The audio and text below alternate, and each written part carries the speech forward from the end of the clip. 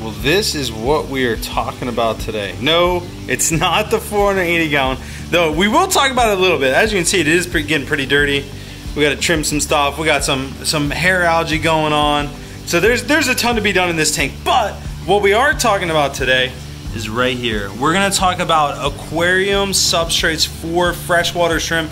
Everything you need to know, which ones we recommend, which ones we use in all of our tanks, all around the warehouse, which ones we keep Taiwan bees on, which ones we keep tigers on, crystals, and even Neocaridina and Amano shrimp. So we're gonna try to go through everything today. I will talk about this tank a little bit when it comes to substrate, but for the most part, we're gonna be walking around the warehouse. I'm gonna show you what we do, why we do it, and how we do it, so that you guys can have success with your shrimp.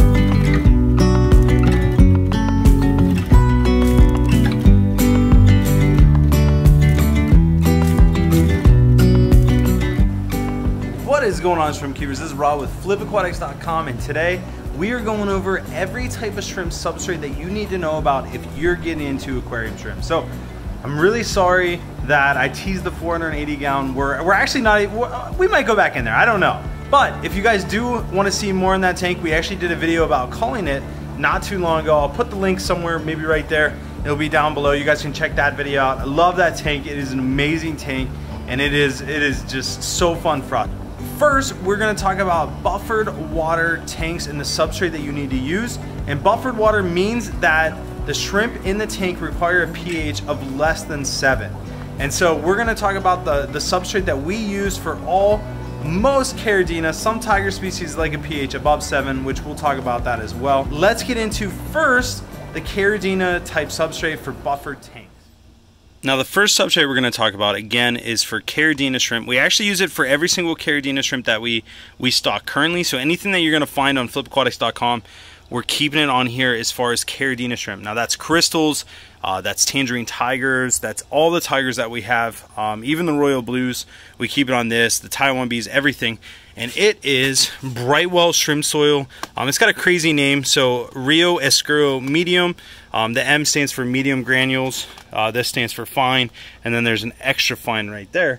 And then they have the brown variation, which Mike from Aqua Pros, big shout out to him, he always helps me out a lot. He actually loves the brown. I personally don't use it in any of my tanks. We're going to use it over in some of the 125s that were sent up in the other building.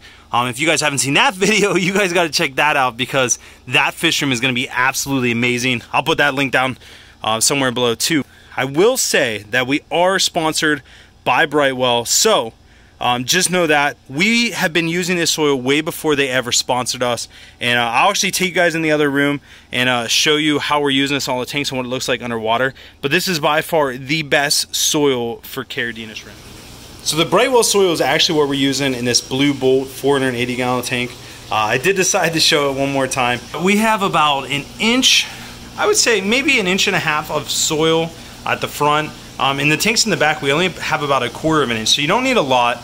A lot goes a long way. So the 2-pound bags are pretty good for most tanks. The 5-pound bags are good for like a 20 gallon tank, maybe even a 29 gallon. And you really don't need much. The biggest thing is you just have to cover the bottom with it, and then it will usually be enough to buffer the tank. But why is this the best substrate? We used to use fluval shrimp stratum all the time. One, it's cheap, it's a great planted substrate. Love this stuff. But it's not great for Taiwan bees. Now, some pintos you can get away with it, some crystals you can get away with it. So this is still a good substrate. It's a good budget substrate. It's just not good for Taiwan bees. Everything else is gonna do great on it. Most likely it's gonna thrive. We got all these boxes of Shrimpking soil, and there's like 2 25-pound bags in each one of these. It's 2 deep, so we got a ton of that stuff. We haven't used it in forever. We do use this Brightwell stuff all the time. This is what's going in our 125s in the other building. It's what's in every single one of our tanks, and let me tell you why we use this in every single one of our tanks. And no, it's not because we're sponsored by them. We have been using every single one of our tanks for at least 2 or 3 years, and we've only been sponsored by them this year, which really helps, because then it cuts down on our soil costs, and it's great to be sponsored by a company that you truly believe in. And so it's not because we're sponsored by them, but we are sponsored by them, so do know that. The reason we use Brightwell in every single one of our tanks is it has given us the best results out of any buffering substrate, which is a substrate that keeps pH below 7. For whatever reason, we've tried every soil under the sun. We've tried ADA, we've tried the Shrimpking Soil, we've tried Fluval Shrimp Stratum, and for whatever reason, any tank that we use Brightwell in, we were shown better results. Now, we used to have this room over here, which was our first shrimp room. We used to have it all Neocaridina, Caridina, and every row was a different substrate. We tried out a bunch of different substrates, and this is a substrate that won. Brightwell Shrimp Soil, Rio Oscuro, Rio Cafe. This is by far the best substrate, and you can see we're literally only using about 1/4 of an inch of substrate, so a lot goes a long way.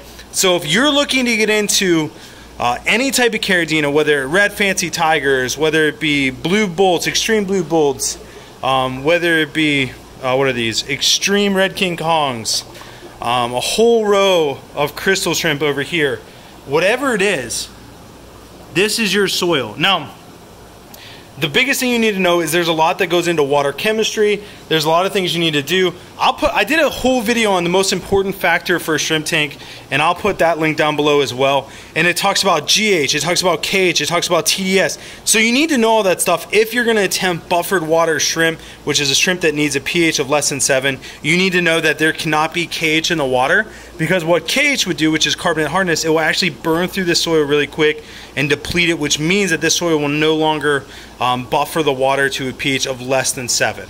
And so with that being said, this is by far the best substrate that you can ever get for Caridina type shrimp. As far as Neocaridina go, there's a couple options for you. Now, the biggest thing to know is Neocaridina do not need shrimp specific soil. Like, you don't need fluval stratum, you don't need any of these types of soil that are gonna decrease the pH in your water. You don't need any of that. What you do need is what's called an inert substrate. An inert substrate is something that is not going to affect the water chemistry. And so I'm going to show you a few examples of substrates that I think will really, really work for you.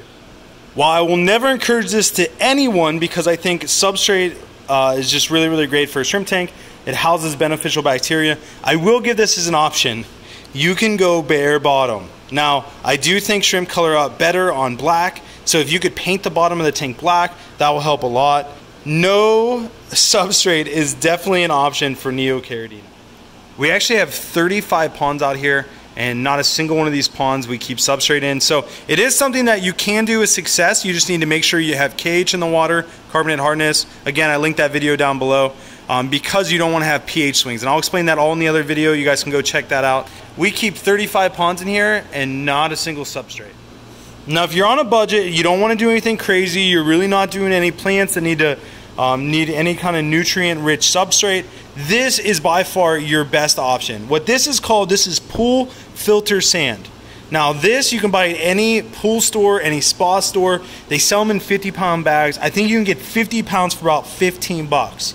Now some places are cheaper, some places are a little bit more expensive. Now this is just a nice white sand.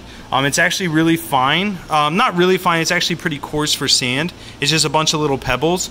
But you don't have to pre-rinse this stuff. Now, I always suggest pre-rinsing it. The type that we get from the spa store, we don't pre-rinse it. It's really, really clean. Now, I guess where you buy it will determine whether it needs pre-rinsed or not. And so I guess avoid that last statement unless you just want to be like me and just dump it in. But this stuff is really, really great. We used it for the longest time for all of our Neocaridina shrimp. Absolutely love it. It's not great for plants. So there's a couple other options I think are phenomenal plant substrates and also really, really good for Neocaridina shrimp. Now the first substrate I'm going to mention, this is actually Eco-Complete Red, but it looks identical to fluorite. So Seachem Fluorite or Eco-Complete Red are completely inert substrates. They should not influence your pH at all, which makes them an amazing shrimp soil for Neocaridina. And so, the cool thing about this is it actually has some dark colors in it, so your shrimp are actually going to color up really, really nice in this. And so, this is another really good plant tank substrate. So, if you're trying to do some like Amazon swords, this is actually one of our selling tanks. If you're trying to do something with like really, really green, nice plants, then this would be a really, really good option for all Neocaridina shrimp. This would even be a good option for bamboo shrimp, Amano shrimp, things like that, that don't need that low pH. But let's take a look at another option. If you really want your shrimp to pop, you want them to have the best color, this is the substrate I'm going to recommend for Neocaridina.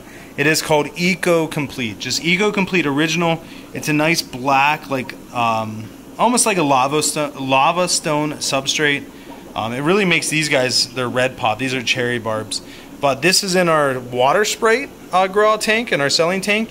And so yeah, I really like this substrate. I used to use this all the time back when I was a hobbyist.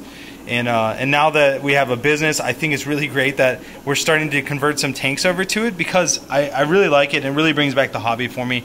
But this and the Fluorite or the Eco Complete Red are two really good substrates that are not going to influence the pH of the tank, which make them perfect for your Neocaridina shrimp. So as a little bit of a recap, for any Caridina shrimp, mostly any, I mean there's a few that like a harder water, which means a higher pH, but for almost every single Caridina shrimp, Brightwell shrimp soil is going to be perfect for you. You can find it on flipaquatics.com, you can find it on Amazon, you can find it in a bunch of different places. Again, a little bit of soil goes a long way.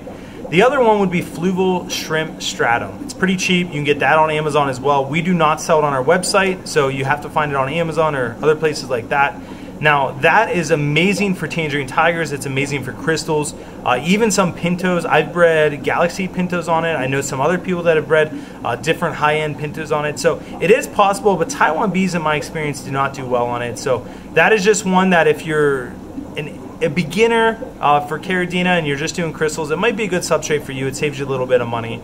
Now, for Neocaridina or a mono shrimp or bamboo shrimp, things like that that don't necessarily need a low pH, you can go with an inert substrate, which is, you know, Fluorite, Eco Complete Red, pool filter sand from any pool distributor near you or spa store, or you can go the really cheap route, which does work, which is no substrate at all. The only thing is make sure you have KH in your water. You don't want to have just swings in pH like crazy. And so yeah, so that's what we got for you guys. I hope you enjoyed learning a little bit more about substrate, and especially aquarium substrate, so or shrimp substrate, more or less. But I hope you guys are making it an amazing weekend, and I guess I'll talk to you guys on Tuesday. So you guys make it a great weekend, and we'll talk with you soon. God bless.